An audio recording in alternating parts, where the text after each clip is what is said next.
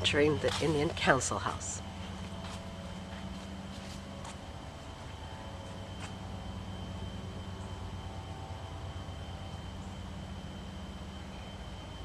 Now, Ms. Karen, if you could please tell us a little bit about the Council House.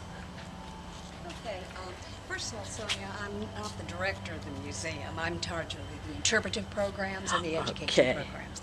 I don't want to inflate my importance. But we're standing in one of the most important buildings discovered archaeologically in the Southeast.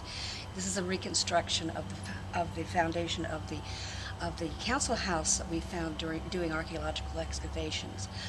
It is also the largest building discovered archaeologically in the Southeast, and this would have been the seat of power for the Appalachian chief during the mission period. Even though there was a governor or a lieutenant governor from St. Augustine stationed here, but here in the council house and in tribal business, the chief was still the leader of his people. The thing I like to point out is that there's a large opening at the top of the council house, and today it's raining and you can see the rain's coming in. When the council house was used, there was a fire burning in it every day of the year except for one.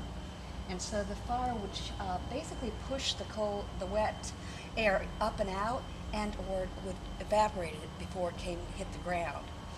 And around these benches would sit the Appalachian, and they would sit here during councils and meetings, or during the ball game ceremony. The taller bench over there, with the deer clan headed, is the seat of the chief, and you see it's a little higher than the others.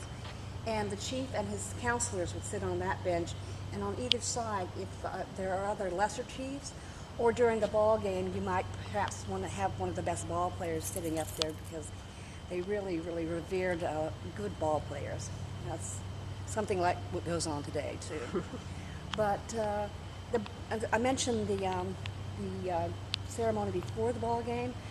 There'd probably be 2,000 to 3,000 people in this building. There would be dancing. There would be basically drinking of casina to purify the body. And they stayed up all night, and then they played the game the next morning.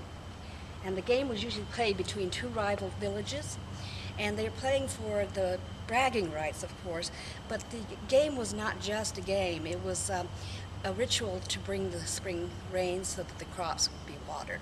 And so it was very important to do the dance. And even though at this period, the Native Americans in this building would have been Christian and Spanish citizens, they still played the ball game, and they still kept some of their local customs and kept their local food choices and that sort of thing. So it's a very interesting building where you see the coming together of two cultures, but also the retaining identity with themselves. Very apropos for modern day Florida also. Yes, living together in peace is a good thing. And when we get to the fort, we'll find out how long this village was here and why it is no longer here.